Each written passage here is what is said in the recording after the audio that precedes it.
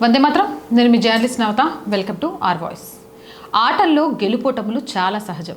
ఈరోజు గెలిచినవాడు రేపు ఓడిపోవచ్చు, రేపు ఓడిపోయినవాడు ఎల్లుండి గెలవచ్చు.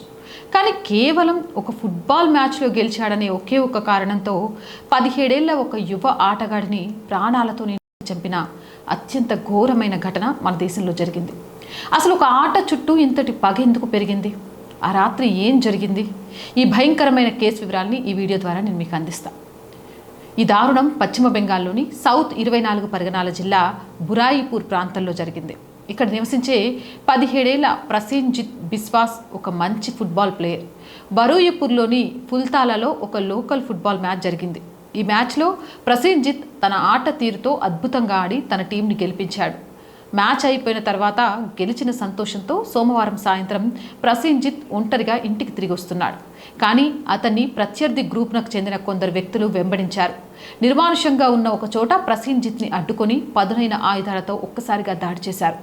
ఎంత దారుణమంటే అతని గొంతు ఘోరంగా చంపేశారు.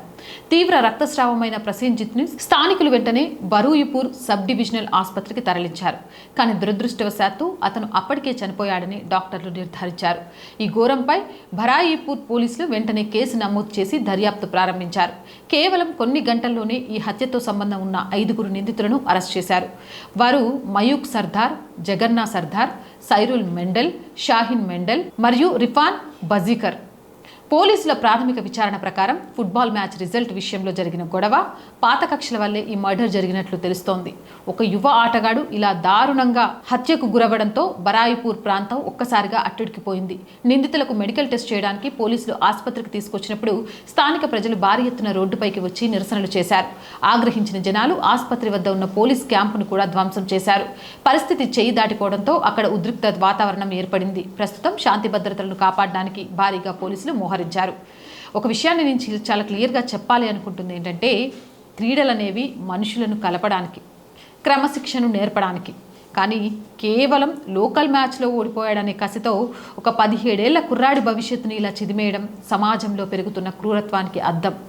చదువుకోవాల్సిన, ఆడుకోవాల్సిన వయసులో ఇలాంటి నేరాలకు పాల్పడుతున్న యువత ఎటువైపు వెళ్తుంది అనేది ఒక పెద్ద ప్రశ్న. నిందితులకు కఠినమైన శిక్ష పడాలని మనందరం కోరుకుందాం. జై హింద్, జై భారత్. అండ్ నేను రోజు చెప్తుందేనండి, R group of channels, R voice, R political, R Sanskriti ఛానల్స్ని వెంటనే సబ్స్క్రైబ్ చేయండి. కంటెంట్ బాగుంది అనిపిస్తే లైక్ చేయండి, షేర్ చేయండి. అండ్ ఆర్థికంగా ఆర్ వాయిస్కి మీ చేయూత చాలా చాలా అవసరం. మీ చేయూత వల్ల మాత్రమే ఈరోజు ఈ ఛానల్ నడుస్తుంది.